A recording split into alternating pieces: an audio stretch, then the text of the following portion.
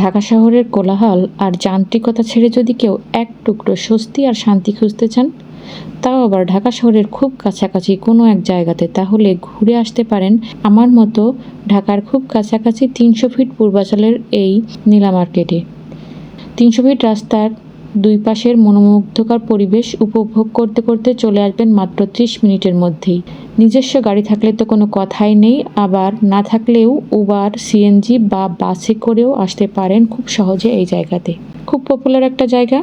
হাঁসের মাংস, বিভিন্ন রকমের ভর্তা, চাপটি খেতে দূর দূরান্ত থেকে বহুত লোক এখানে গ্রামীণ পরিবেশের সাথে মজার মজার খাবার খাওয়ার জন্য এই নীলা মার্কেটে আসি। আমরাও এই কিউরিওসিটি নিয়েও এখানে এসেছি। তো আমরা পৌঁছে গেছি নীলা মার্কেটে। আমরা সিদ্ধেশ্বরী থেকে বের হয়েছিলাম 12টা 30-এ, আর বেলা 1টায় এখানে পৌঁছে গেছি। তো আসতে এতটা কম সময় লাগবে জানলে হয়তো আরও দেরি করে বের হতাম। তো নীলা মার্কেটে ঢুকতেই কিছু রেস্তোরাঁর সামনে গিয়ে দেখি এগুলো তখনও ওপেন হয়নি। তো নীলা মার্কেটের সব রেস্টুরেন্ট বেলা 3টা থেকে নাকি ওপেন হয়, আর রাত 3টা থেকে 4টা পর্যন্ত এই রেস্তোরাঁগুলো খোলা থাকে। আসার পর আমাদের খুব ক্ষুধা লেগে যায়, তাই গাড়িটা পার্কিং করে লোক মুখে শুনে যে এখানে দুপুরের খাবার পাওয়া যায় সেই রেস্তোরাঁতে ঢুকে পড়লাম। শুনতে শুনতে ঢুকে পড়লাম আমরা নানা ভাই রেস্টুরেন্টে। রেস্টুরেন্টে ঢুকেই দেখলাম আমাদের মতো অনেকেই আছে যারা তথ্য না জেনেই এখানে আগেই এসে ভিড় জমিয়েছে। যাই হোক, তো রেস্টুরেন্টের খাবার অর্ডার করার আগে আমি একটু ভিডিও করে নিলাম। খুব মনোমুগ্ধকর জায়গা একটা। আঁকাবাঁকা একটা লেকের ধার ঘেঁষে কিন্তু এই রেস্তোরাঁগুলো সাজানো হয়েছে। রেস্তোরাঁয় বসেই আপনি এই লেকের সৌন্দর্য উপভোগ করতে পারবেন।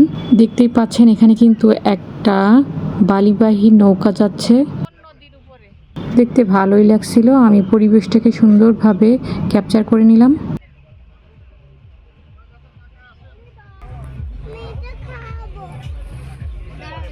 তো এখানে দুপুরের মেনুতে কি কি আছে সব কিছু দেখে তারপর আমরা খাবার অর্ডার করেছিলাম। আর এখানে হাঁসের মাংস, গরুর মাংস, গরুর সাদা ভুনা, কালা ভুনা, রাজহাঁসের মাংস, বিভিন্ন রকমের ভর্তা, সাথে ভাজি আর বিভিন্ন রকমের রুটি, চাপটি ছিল।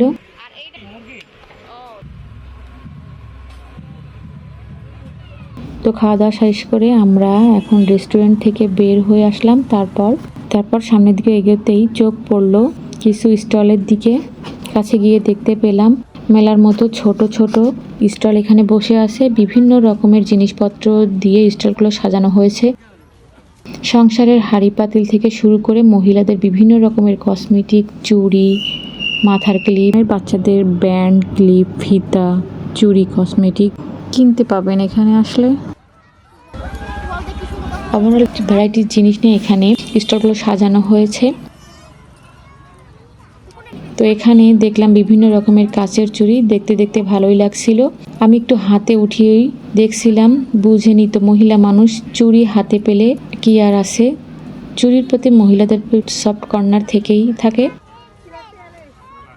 তো ছোট বড় বেশ কয়েকটা স্টল এখানে বসে আছে, আর এক এক অংশে এক এক রকমের জিনিস, ছোট বাচ্চাদের থেকে শুরু করে বড়দের বিভিন্ন রকমের জিনিস এখানে পাওয়া যায়। তো রাস্তার অপর সাইডে খেয়াল করে দেখলাম ছোট বড় বিভিন্ন ধরনের রাইড নিয়ে সাজানো হয়েছে।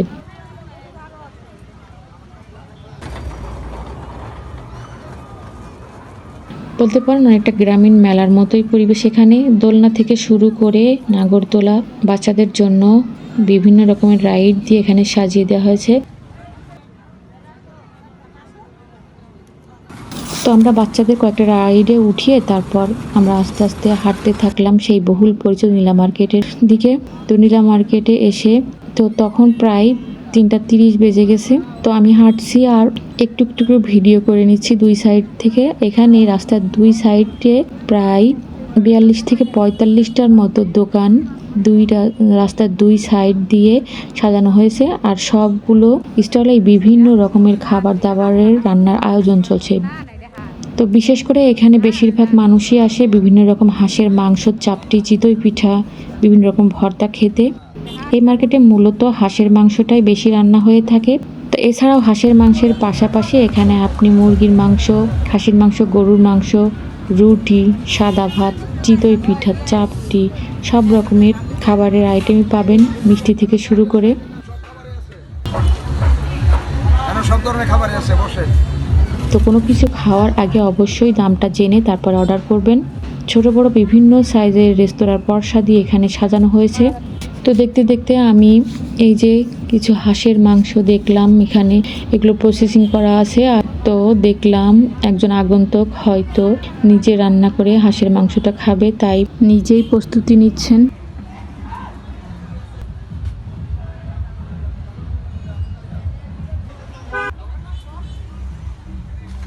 এখানে আসলে মাংসর পাশাপাশি বিভিন্ন ধরনের সামুদ্রিক মাছ, কাঁকড়া, বিভিন্ন রকমের শিক কাবাব খেতে পাবেন।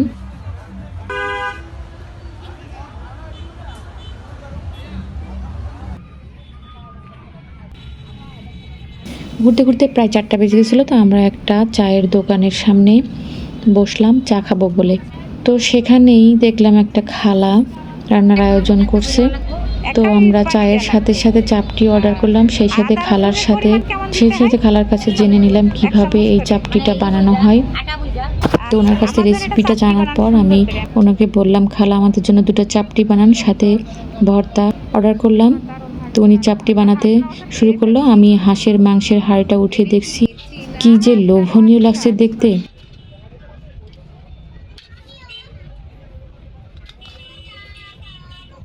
তো এই ভদ্রমহিলার সাথে কথা বলতেই উনি দেখি 2টি চাপটি বানানো হয়ে গেছে, আমাদের খেতে দিল। তারপর চাপটি ভর্তা খেয়ে আর 2 কাপ চা খেয়ে আমরা উঠে পড়লাম।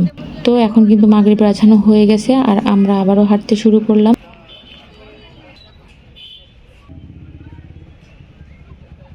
রাস্তার মাঝখানে সামুদ্রিক কিছু ঝিনুকের মালা গহনা নিয়ে একটা মামা স্টল বসিয়েছে। পাশাপাশি বিভিন্ন রকমের বারবিজ আচার নিয়েও এখানে একটা স্টল বসানো হয়েছে। দেখতে অনেকটা মনে হচ্ছিল এখানে একটা মেলাই হচ্ছে। হাঁটতে হাঁটতে সন্ধ্যা নেমে গেল। তো এখানে প্রতিটা দোকানে লাইটিং করা হয়েছে, চারিপাশটা আলোর ঝলকানিতে পরিবেশটা আরও সুন্দর হয়ে উঠেছে। যাই হোক, শুনেছি এই নীলা মার্কেটে সন্ধ্যার পরই নাকি বেশি জমজমাট হয়, আর যত রাত গভীর হয় তত নাকি এই নীলা মার্কেটে জনসমাগম বেশি হয়। এখানে নাকি বিকেল 3টা থেকে রাত 3টা পর্যন্ত এই খাবার দাবারের আয়োজনগুলো চলে। মার্কেটে হিউজ পরিমাণ কেনা বেচা হয়। দেখতেই পাচ্ছেন সামুদ্রিক মাছ, কাঁকড়া, বিভিন্ন রকমের সামুদ্রিক মাছ, কোরাল, লবস্টার, সব রকম খাবার দাবারই পাবেন এখানে। আগে ভাগে না এসে বিকেলের দিকে বাসা থেকে রওনা দেবেন, তারপর পুরো পরিবেশটা ঘুরে পরিবেশটা উপভোগ করে তারপর খাবার দাবারের নাম জেনে তারপর খাবার অর্ডার করবেন। ওভারঅল এখানকার খাবার দাবার আর গ্রামীণ পরিবেশ সব মিলিয়ে আমার ভালোই লেগেছে। ছুটির দিনগুলোতে এখানে নাকি ভিড় অনেকটাই বেশি হয়। নীলা মার্কেটের চাপটি আর হাঁসের মাংসের অনেক চাহিদা আর স্বাদটাও অনেক বেশি হয় না। ঢাকা শহরের আশেপাশের লোকজন এখানে ঘুরতে আসে আর খেতে আসে গ্রামীণ পরিবেশের এই গ্রামীণ নারীদের হাতের মজার মজার খাবার রান্না খেতে। তো এই ছিল আজকের মতো আমার নীলা মার্কেটের ভিডিও, এই পর্যন্তই। তারপর আমরা আবারও সেই 300 ফিট রাস্তা দিয়ে নিজস্ব যানে চড়ে ছুটতে চললাম যানজট আর কোলাহলপূর্ণ ঢাকা শহরের দিকে। তো 300 ফিটের রাতের ভিউটাও কিন্তু খুবই চমৎকার। আজকের ভিডিওটি এ পর্যন্তই। ভিডিওটির কোথায় কোন অংশে আপনাদের বেশি ভালো লেগেছে অবশ্যই কমেন্ট করে জানাবেন, আর লাইক শেয়ার করতে তো একদমই ভুলবেন না। সবাই ভালো থাকবেন, সবার সুস্থতা কামনায় আগামী ভিডিও দেখার আমন্ত্রণ জানিয়ে আজকের মতো আল্লাহ হাফেজ।